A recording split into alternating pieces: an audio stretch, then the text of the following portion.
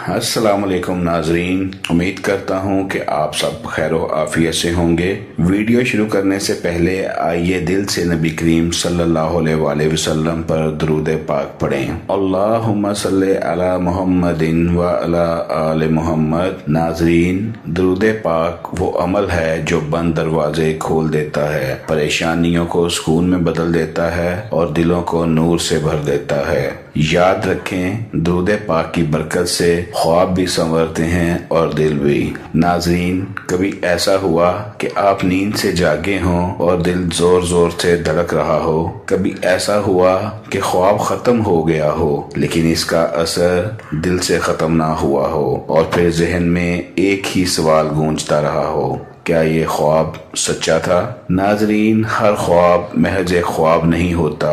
کچھ خواب دل کی آواز ہوتے ہیں، کچھ خواب دن کی سوچ کا عکس ہوتے ہیں اور کچھ خواب اللہ کی طرف سے پیغام ہوتے ہیں۔ اسلام ہمیں بتاتا ہے کہ خواب 3 قسم کے ہوتے ہیں، لیکن ان میں سے صرف ایک خواب ایسا ہوتا ہے جسے ہم سچا خواب کہتے ہیں۔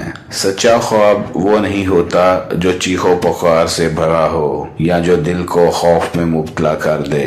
سچا خواب خاموش ہوتا ہے، گہرا ہوتا ہے اور دل میں اتر جاتا ہے۔ سچا خواب اکثر اس وقت آتا ہے جب رات کا سناٹا ہر آواز کو خاموش کر دیتا ہے اور روح اللہ کے قریب ہوتی ہے۔ فجر سے پہلے کا وقت، وہ لمحہ جب آسمان کے دروازے کھلے ہوتے ہیں، سچا خواب اس وقت آتا ہے۔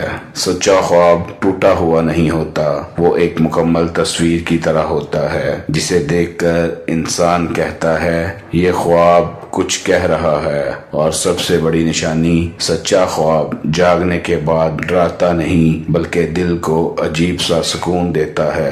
نبی کریم نے فرمایا، سچا خواب نبوت کے 46 حصوں میں سے ایک حصہ ہے۔ ناظرین، سوچئے کتنی بڑی بات ہے۔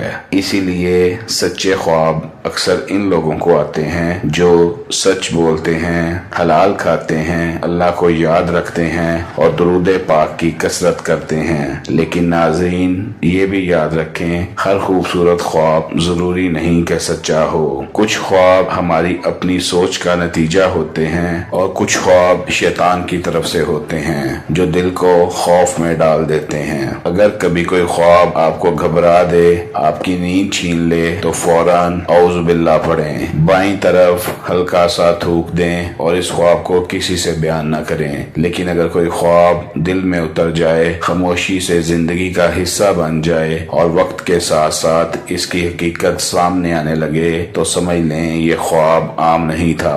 آخر میں ناظرین، یہ دعا ہے کہ اللہ تعالی ہم سب کو سچے، اچھے اور خیر والے خواب دکھائے اور ہمیں ان خوابوں کو سمجھنے کی حکمت عطا فرمائے۔ آمین یا رب العالمین۔